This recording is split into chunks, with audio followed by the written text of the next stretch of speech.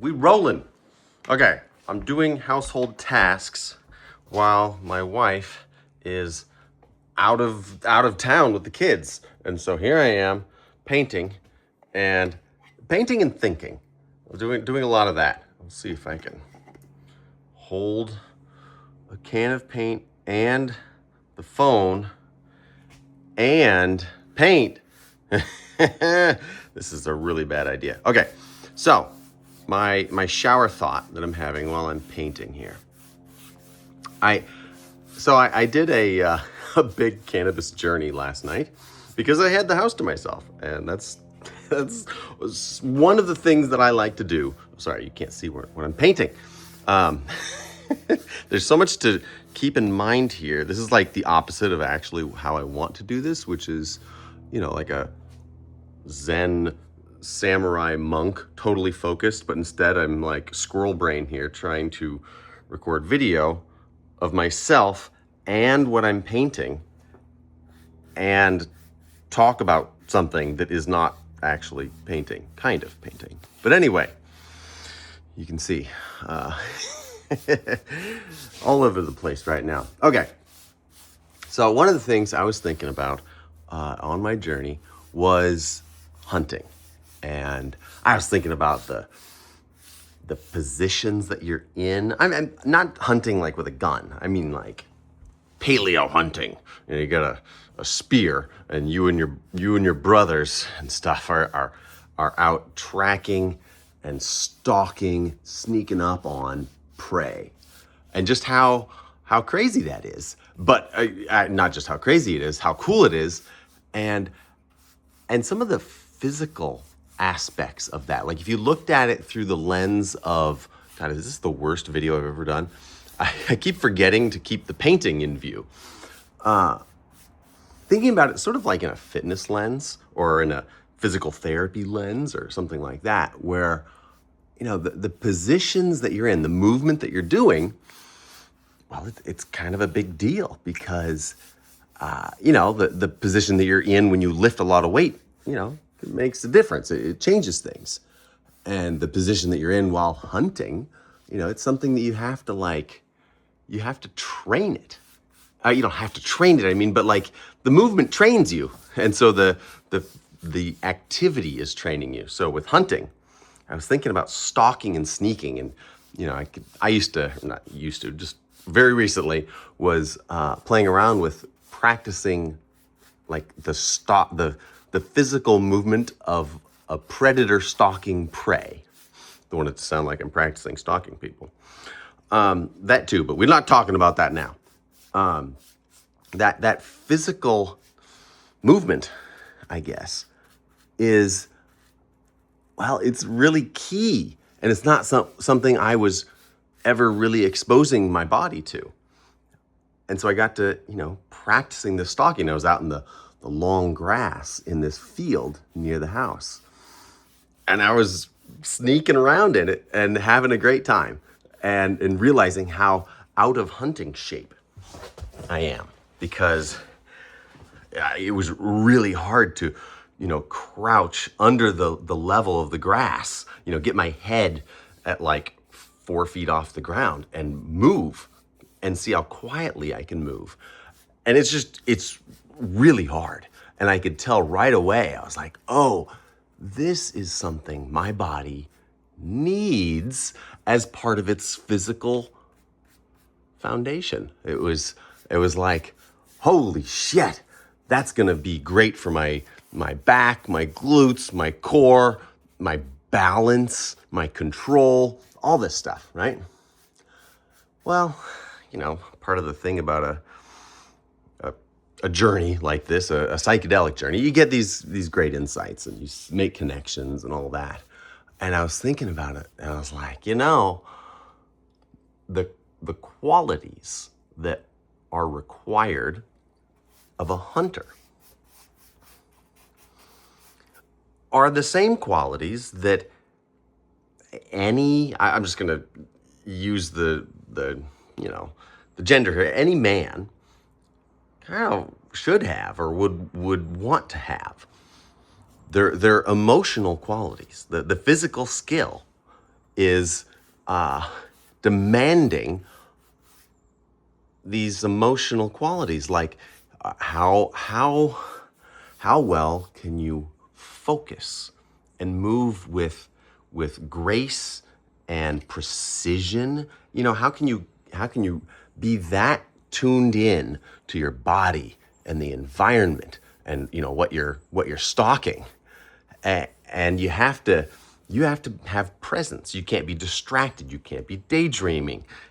Otherwise you're gonna get yourself killed, because thinking in like a evolutionary context here, you could be stalking something that might eat you.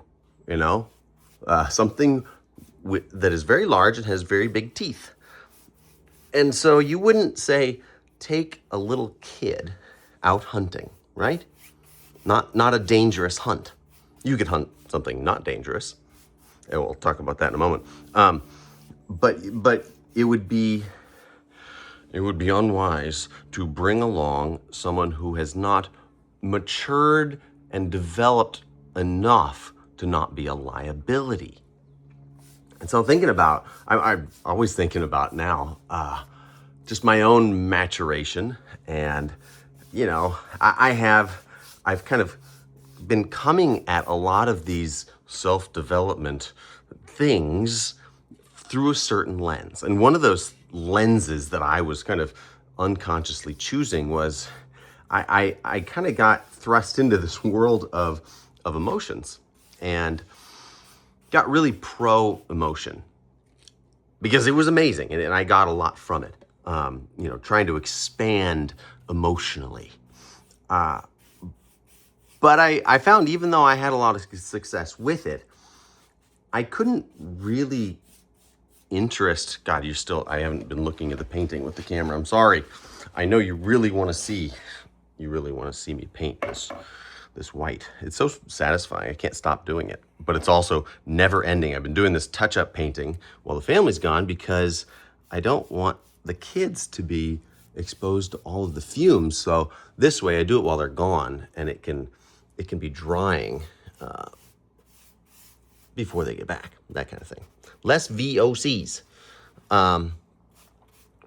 Where was I? Oh yeah, maturation, development. Anyway, I couldn't get any of my guy friends, surprise, surprise, to get interested in all of this emotional work I was doing. I was like, hey guys, have you tried the psychedelic journey and feel your feelings? It's fun. No, nobody wants to do it. I can't get any of my guy friends to go on a big psychedelic journey and feel all these powerful feelings, which to me it clicked. I got it, and it's amazing. And it's crazy how cool it is. I know I seem like a crazy person, but that's kind of, I don't know, part of it is I get to be a little more free.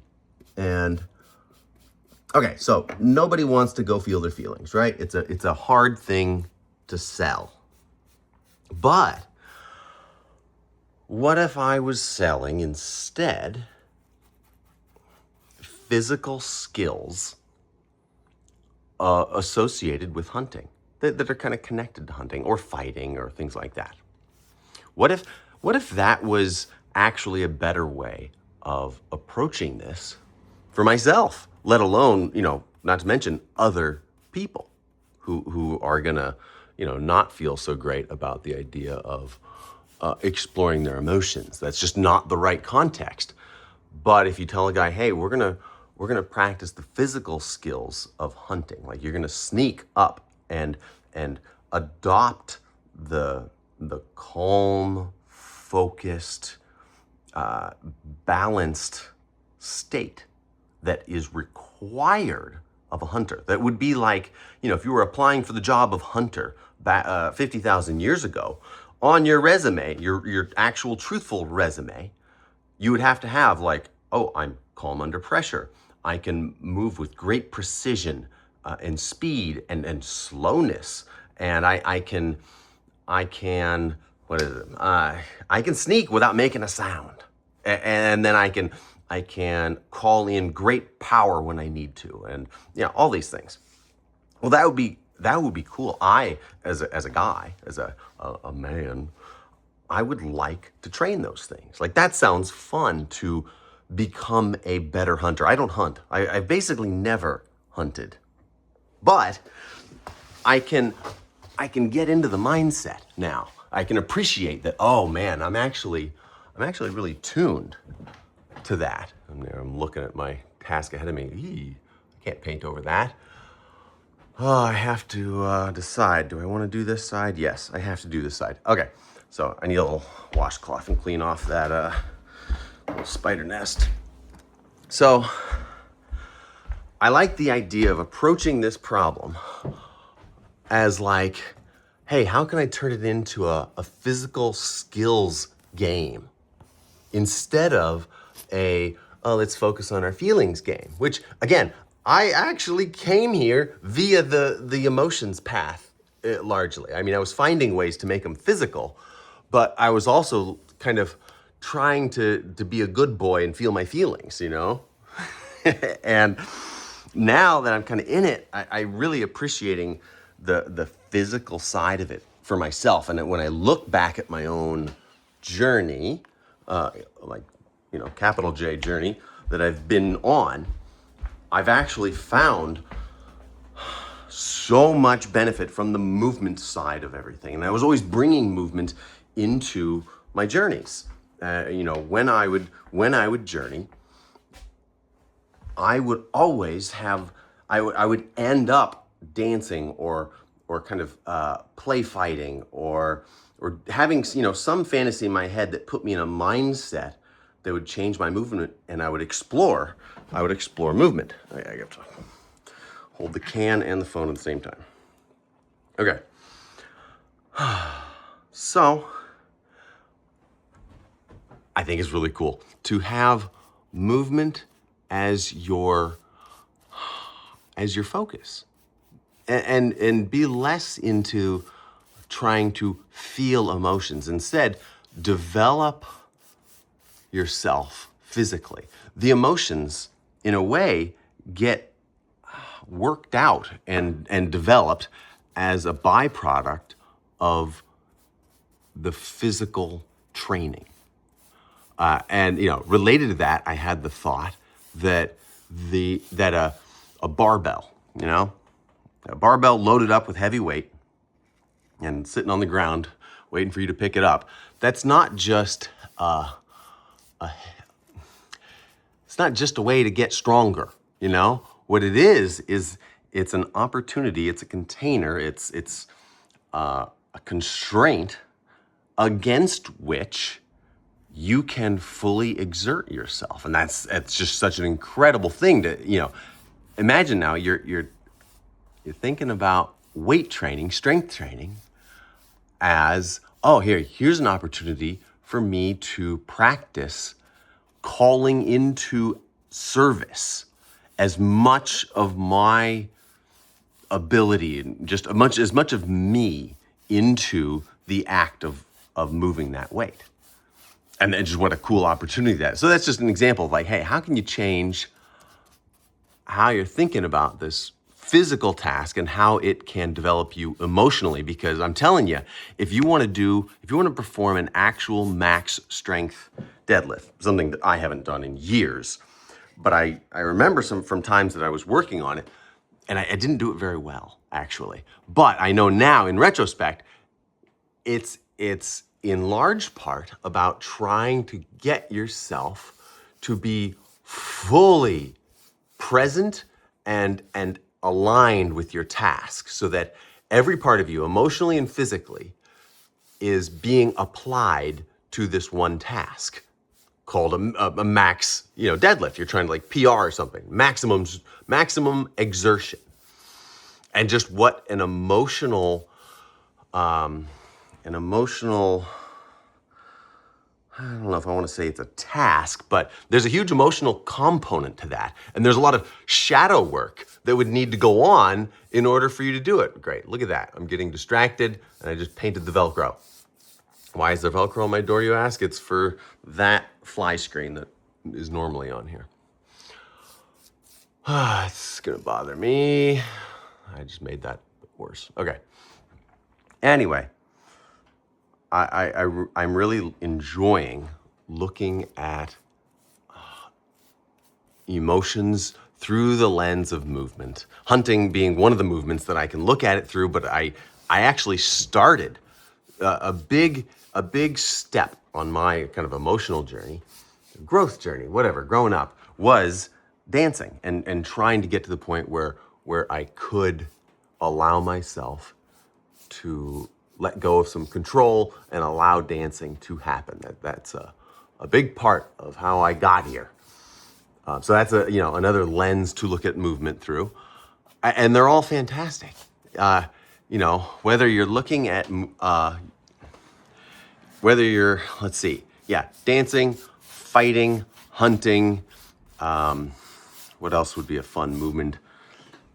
A movement inspiration. I mean, between dancing, fighting, and hunting, you're covering a lot of ground there. And then I would say other things you can do, you could mimic animals with movement.